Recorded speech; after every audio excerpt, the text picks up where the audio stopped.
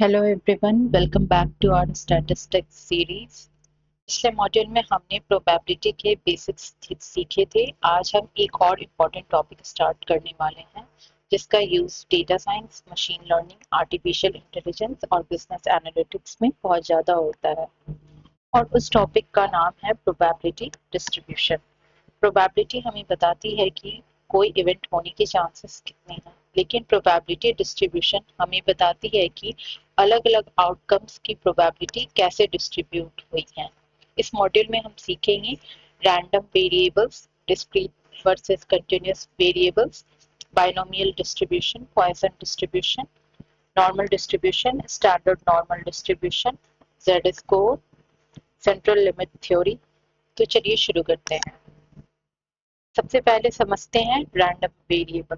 Random variable एक ऐसी variable होती है जिसका वैल्यू किसी रैंडम एक्सपेरिमेंट के रिजल्ट पर डिपेंड करता है। एग्जाम्पल, आप एक कॉइन टॉस करते हैं, हेड आए तो वैल्यू 1, टेल आए तो वैल्यू 0। ये एक रैंडम वेरिएबल है। बिजनेस एग्जाम्पल देख लेते हैं, जैसे number of customers visiting a store, number of products sold, number of employees resigning. ये सब रैंडम वेरिएबल्स के एग्जांपल्स हैं। रैंडम वेरिएबल्स दो टाइप्स की होती हैं, डिस्क्रीट वेरिएबल्स और काउंटेबल्स होती हैं। Examples number of employees, number of customer, number of orders.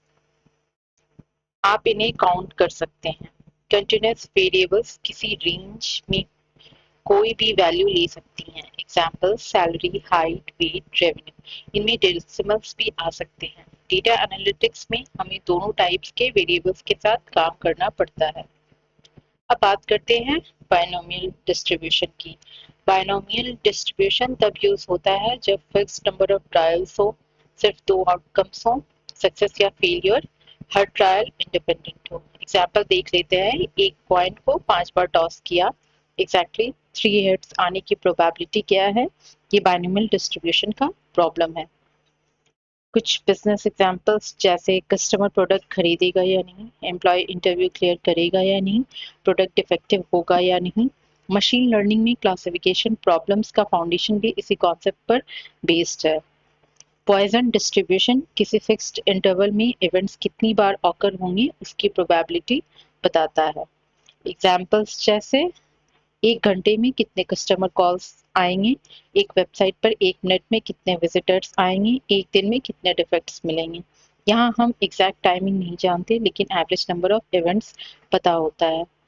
Business examples हैं call centre analysis, fraud detection, website traffic analysis. अब आते हैं स्टैटिस्टिक्स के सबसे फेमस डिस्ट्रीब्यूशन पर, नॉर्मल डिस्ट्रीब्यूशन। इसे बेल कर्व भी कहते हैं। इस डिस्ट्रीब्यूशन में मोस्ट वैल्यूज मीन के आसपास होती हैं और एक्सट्रीम वैल्यूज बहुत कम होती हैं। नॉर्मल डिस्ट्रीब्यूशन की प्रॉपर्टीज है, ये बेल शेप्ड कर्व होता है, सिमेट्रिकल डिस्ट्रीब्यूशन होता है, मीन इक्वल टू मीडियन होता है, मीडियन इक्वल टू मोड होता है। कुछ एग्जांपल्स जैसे employ salaries, exam scores, heights of people, IQ scores. Data analytics और मशीन लर्निंग में बहुत सारा data approximately normal distribution follow करता है। स्टैंडर्ड नॉर्मल डिस्ट्रीब्यूशन का स्पेशल केस है।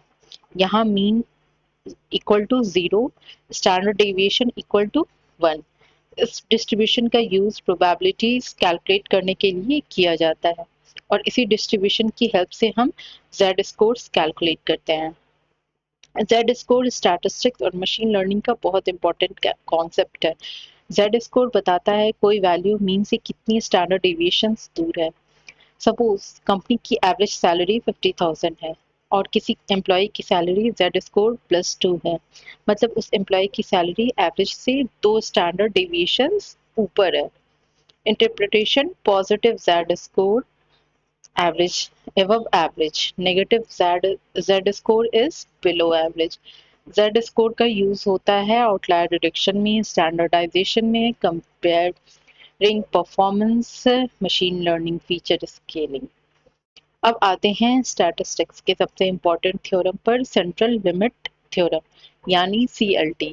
ये थ्योरम कहती है अगर हम पॉपुलेशन से रिपीटेडली सैंपल्स लेते हैं और सैंपल साइज सफिशिएंटली लार्ज है, जनरली 30 या उससे ज़्यादा, तो सैंपल मीन्स की डिस्ट्रीब्यूशन अप्रॉक्सीमेटली नॉर्मल बन जाती है, चाहे ओरिजिनल पॉपुलेशन नॉर्मल हो या ना हो। ये कॉन्सेप्ट बहुत पावरफुल है।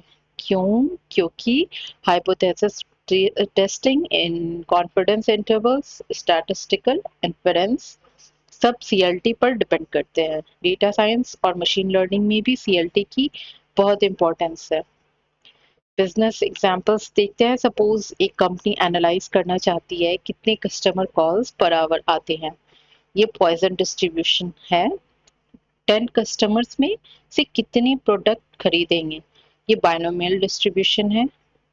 एम्प्लॉय सैलरीज का डिस्ट्रीब्यूशन नॉर्मल डिस्ट्रीब्यूशन है। एम्प्लॉय परफॉर्मेंस को स्टैंडर्डाइज करना जेड स्कोर। इसी तरह companies real world business problems solve करती हैं। कुछ इंटरव्यू क्वेश्चंस हैं, जैसे रैंडम वेरिएबल क्या होता है, डिस्क्रीट और कंटीन्यूअस वेरिएबल में क्या डिफरेंस होते हैं, बाइनोमियल डिस्ट्रीब्यूशन कब यूज होता है, पॉइजन डिस्ट्रीब्यूशन क्या है, नॉर्मल डिस्ट्रीब्यूशन की प्रॉपर्टीज क्या हैं, जेड स्कोर क्या रिप्रेजेंट करता है, सेंट्रल लिमिट थ्योरी क्यों इम्पोर्टेंट है। इन क्वेश्चंस को जरूर प्रिपेयर कर लीजिए।